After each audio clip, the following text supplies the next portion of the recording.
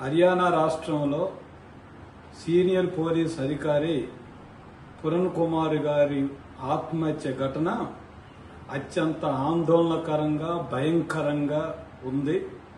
ఉన్నత స్థాయిలో ఉన్న పోలీస్ అధికారి పురణ్ కుమార్ గారే తన డిపార్ట్మెంట్లో ఉన్నటువంటి పోలీస్ అధికారుల అవమానం, కుల వివక్ష, అణిచివేత వీటన్నింటినీ తట్టుకోలేక ఆత్మహత్య చేసుకుంటున్నానని 9 పేజీల సూసైడ్ నోటుని రాశారు.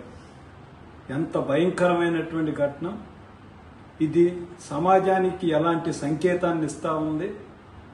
ఒక ఉన్నత స్థాయి అధికారి ఆంధ్ర రాష్ట్రంలో దళిత కులంలో పుట్టి దళితుల్లో ఉండి ఐపీఎస్ అధికారి స్థాయికి రావటానికి ఎంత కష్టపడ్డారు, ఎన్ని ఇబ్బందులు ఎదుర్కొన్నారు, ఆ కుటుంబం ఎంత తోడ్పాటును అందించగలిగారు. అంత స్థాయికి వెళ్ళినటువంటి అధికారి అతను విధులు నిర్వహించడంలో కానీ చట్టాన్ని అమలు జరపడంలో కానీ మంచి రికార్డు ఉంది. ఇది గిట్టనటువంటి పోలీస్ అధికారులు, రాజకీయ నాయకులు వారి మీద మొదటి నుంచి కక్షపూరితంగా వ్యవహరిస్తున్నారన్న ఘటనలు మనం పేపర్లలో వస్తున్నాయి. ఇంత జరిగిన తర్వాత కూడా హర్యానా ప్రభుత్వం నిమ్మక నీరెత్తినట్లుగా ఉంది. 2001 బ్యాచ్కి చెందినటువంటి పురణ్ కుమార్ గారు, వారి భార్య షైని గారు హర్యానాలో ఉన్నత స్థాయిలో పనిచేస్తున్నారు. ఇప్పుడు ముఖ్యమంత్రితో పాటు వారి భార్య జపాన్ పర్యటనలో ఉన్నారు. వారి భార్య కూడా కంప్లైంట్ చేశారు. ఇది చాలా ఉన్నత స్థాయి అధికారుల యొక్క ఒత్తిడి ద్వారానే జరిగింది తప్ప మా భర్త అంత అమాయకుడు గాని అంత పిరికోడు కాదని చెప్పింది. కాబట్టి ఈరోజు భారత రాజ్యాంగం అనేటటువంటిది ఒక పెద్ద సంక్షోభంలో ఉంది. నరేంద్ర మోడీ ప్రధానమంత్రి అయిన తర్వాత ఆర్ఎస్ఎస్, మనువాద శక్తులు భారత రాజ్యాంగాన్ని ధిక్కరిస్తున్నాయి. గతంలో కూడా ఘటనలు జరిగినాయి, ఇప్పుడు కొత్త ఏం కాదు.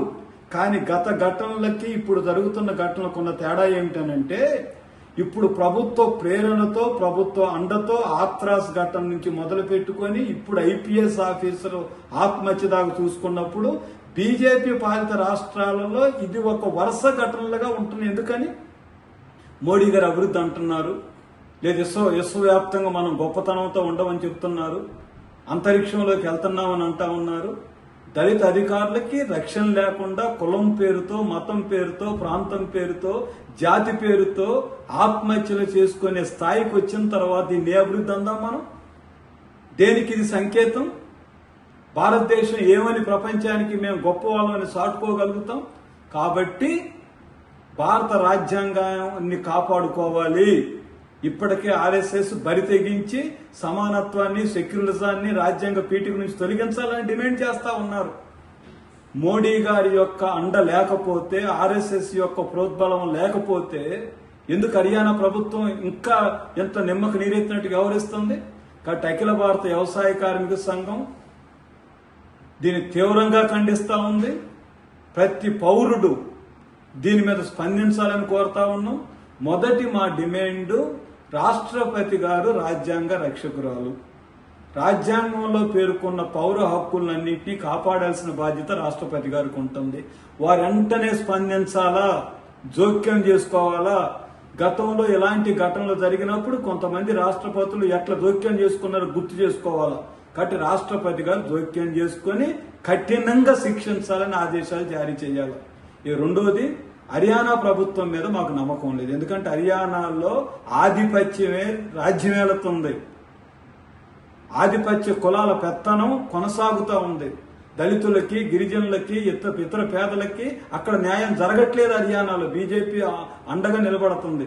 కాబట్టి ప్రభుత్వం కాకుండా సుప్రీంకోర్టు సోముటోగా కేసు తీసుకొని సుప్రీంకోర్టు పర్యవేక్షణలో ఇది విచారణ జరగాలని మేము కోరుకుంటున్నాం. ఇక మూడోది, 9 పేజీలు పురణ్ కుమార్ గారు 9 పేజీలు సూసైడ్ నోట్ ని రాశారని వార్తలు వచ్చాయి. దాన్ని వెంటనే బహిర్గతపరచాలి. దాంట్లో పేర్కొన్నటువంటి పేర్లు ఎంత ఉన్నత స్థాయిలో ఉన్నా వారిని తక్షణం పదవుల నుంచి బర్తరఫ్ చేయాలి, అరెస్టు చేసి జైల్లో పెట్టాలి. ఇది మేము కోరుతుంది. ఇక నాలుగోది ఏమిటనంటే, ఎస్సీ ఎస్టీ కమిషన్ తక్షణం అక్కడికి వెళ్ళాలి, పరిశీలించాలి. ప్రధానమంత్రి గారు ఇప్పటికైనా నోరు తెరవండి. మీ మౌనం అనేటటువంటిది మూగ జీవులకి ఆత్మహత్యలకు దారితీస్తుంది. మీ మౌనం అంగీకారంగా ఆధిపత్య కులాలు వ్యతిరేకిపోతా ఉన్నాయి.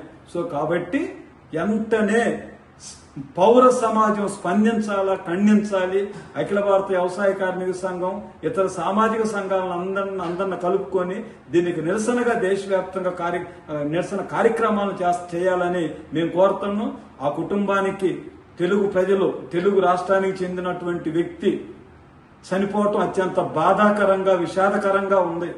కాబట్టి దీనికి నిరసనలో ఆ కుటుంబానికి సంఘీభావాన్ని, సానుభూతిని తెలియజేస్తున్నాం.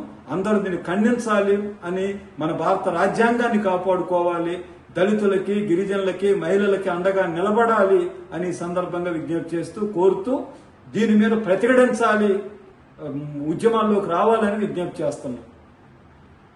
ఓకే.